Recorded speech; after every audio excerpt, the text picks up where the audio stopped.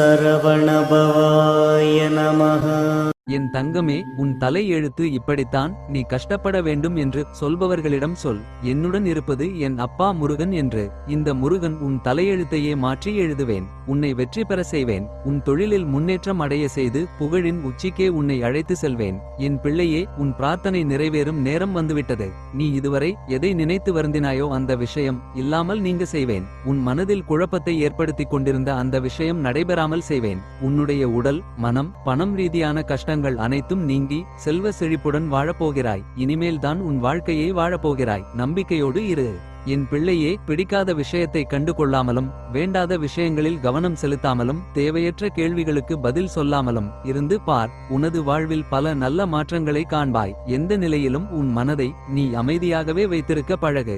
அமைதியை விட நல்லதொரு ஆயுதம் இல்லை, ஆறுதலும் இல்லை. உன் வாழ்வில் விரைவில் அற்புதம் நிகழ்த்துவேன். என் பரிபூரண ஆசீர்வாதம் என்றும் உனக்கு உண்டு. கந்தன் இருக்க கவலை ஏன் உனக்கு? என் பிள்ளையே, உன் பக்தியோ மிக ஆழமானது. எந்த கேள்வியும் கேட்காமல் என் கட்டளை என்று உணர்ந்தாலே அதை செய்து பார்ப்பாய். என் மீது உனக்கு அளவற்ற நம்பிக்கை. ஆனால் உன் மனம் உன்னை மாய வலையில் சிக்க வைத்து அல்லல்பட செய்கிறது. மாய வலையிலிருந்து விடுபட என்னை வேண்டினாய். அதற்கான புரிதலை உனக்கு காண்பித்து விட்டேன். விரைவில் மாயையிலிருந்து விடுவிப்பேன். மனதில் தவறான சிந்தனைகள் உருவாகும் போதே அதை அழித்துவிட வேண்டும். அது உன்னுடைய ஆற்றலை இழக்க செய்துவிடும். தேவையற்ற விஷயங்கள் பின் செல்லாதே. உன் கடமைகளை செய், நல்லது நடக்கும். என் பிள்ளையே, எங்கு நீ சென்றாலும் அங்கு நன்மை தீமை இரண்டும் இருக்கும். நீ எப்போதும் நன்மைகளுக்கு துணையாக இருப்பாய், தீமைகளுக்கு துணை போக மாட்டாய். சிலர் உன்னை தீமைகளுக்கு உடந்தையாக அழைப்பார்கள். அவர்களை கவனமாக தவிர்த்துவிடு.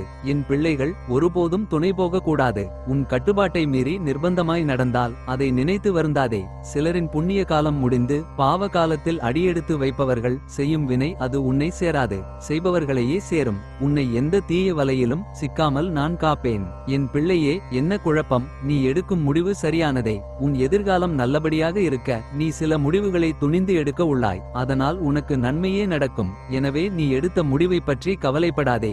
சில பயணங்கள் மற்றும் மாற்றங்கள் உன் வாழ்வில் நடக்கும். எல்லாம் உனக்கு நன்மையே செய்யும். என் பிள்ளையே, எப்போதும் என் நாமத்தை உச்சரித்துக் கொண்டு இரு.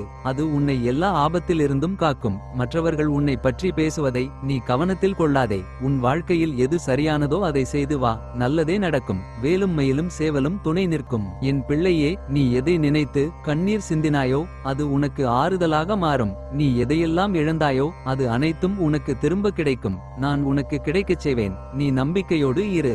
எல்லாம் இந்த முருகனுக்கு தெரியும். கூடிய விரைவில் உன் இல்லத்துக்கு நான் வரப்போகிறேன். நான் வரக்கூடிய நேரம் அனைத்து கஷ்டங்களும் உன் இல்லத்தில் இருந்து விலகி செல்வ செழிப்போடு வாழப்போகிறாய். அதனால் எதையும் நினைத்து கலங்காமல் தைரியமாக இரு. என் அன்பு பிள்ளையே, நீ கேட்டதை விட நான் உனக்கு தரவிருக்கும் வாழ்க்கை பல மடங்கு உயர்வானது.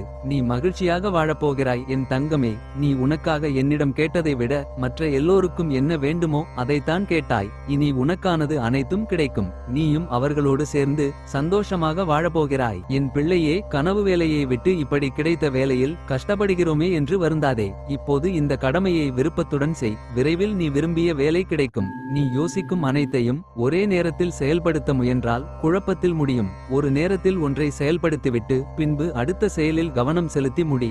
மனம் தெளிவோடு இருந்தால்தான் உன்னால் சரியாக செயல்பட முடியும். எல்லா பிரச்சனைகளையும் நேரடியாக நான் வந்து தீர்க்க வேண்டிய அவசியம் இல்லை. நீ சிந்தித்தாலும் தீர்வு கிடைக்கும். பிள்ளைகளிடம் கனிவாக நடந்து கொள்ளுங்கள். என் அன்பு பிள்ளையே, நீ கண்ணீர் பெருகி என்னை முருகா என்று அழைத்தது எனக்கு கேட்டது. என் தங்கமே, ஏன் இந்த கலக்கம்? நான் இருக்கிறேன் உனக்கு என்றும். என் ஆலயம் வந்து வெற்றிலை தீபம் ஏற்றி என்னை தரிசனம் செய். உன் பிரச்சனைகள் அனைத்தும் ஒரு முடிவுக்கு வரும். உன் கர்மவினைகளை நான் தீர்ப்பேன். நீ என் முன்னால் ஏற்றி வைக்கும் தீப ஒளி போல் உன் வாழ்க்கையும் பிரகாசமாக இருக்கும். கோயிலுக்கு வர முடியவில்லை என்றாலும் பரவாயில்லை.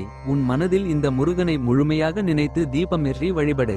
இந்த முருகன் அருள் கிட்டும். என் பிள்ளையே, நீ எடுத்த முடிவில் உறுதியாக இரு.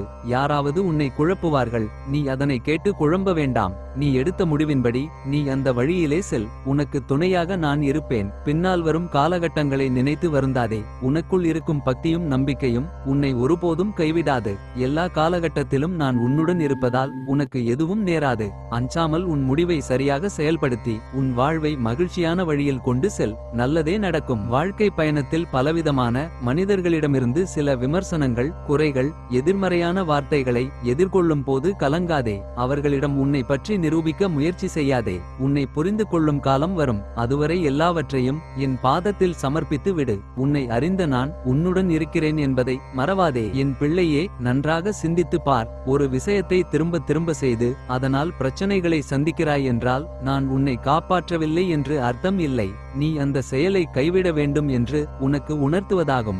வாழ்விற்கு பொருந்தாத ஒன்றை தேடி தேடி பிடித்துக் கொண்டு துன்பப்படுவதை நீ கைவிட வேண்டும். வேகமாக பயணிக்கும் போது தவிர்க்க வேண்டியதை தவிர்க்க வேண்டும். அந்த மாயைகளை தெரிந்து கொண்டு விலகி நிற்க வேண்டும். கசப்பாக இருக்கும் அனுபவ பாடம் அதுவே வாழ்வை இனிமையாக மாற்றும். மனத்திண்டாட்டத்திற்கு இன்று இடம் கொடுக்க வேண்டாம். நல்லதே நடக்கும். என் பிள்ளையே, உன்னுடைய எந்த பிரச்சனையையும் முருகன் நான் தீர்த்து வைப்பேன் என்று உறுதியாக நம்புகிறாய் அல்லவா? பிறகு அதை பற்றி தினமும் நினைத்து கொண்டு இருக்க வேண்டாம். இந்த 2 தினங்கள் உனக்கு கடினமாக தோன்றும். ஆனால் அதன் பிறகு நீ எடுக்கும் முடிவுகள் உனக்கு வெற்றிதான். உன்னை சுற்றி புதிய மாற்றங்களை உருவாக்க நீ திட்டமிடுவாய். ஆனால் அதை நீ பொறுமையாக முடிக்க முயற்சித்தால் நீ சரியாக முடிப்பாய். முன்னேற வாய்ப்பு கிடைக்கும் போதெல்லாம் அதனை பற்றி மட்டும் பேசு. நீ வீழ்ந்ததை பற்றி பேசி நேரத்தை வீணாக்காதே. மற்றவர்கள் உன்னிடம் அதை பற்றி பேசினாலும் அதனை தவிர்த்துவிடு. நீ விரைவில் வெற்றி பெறுவாய். யாமிருக்க பயமேன் உனக்கு. ஓம் சரவணபவாய நமஹ.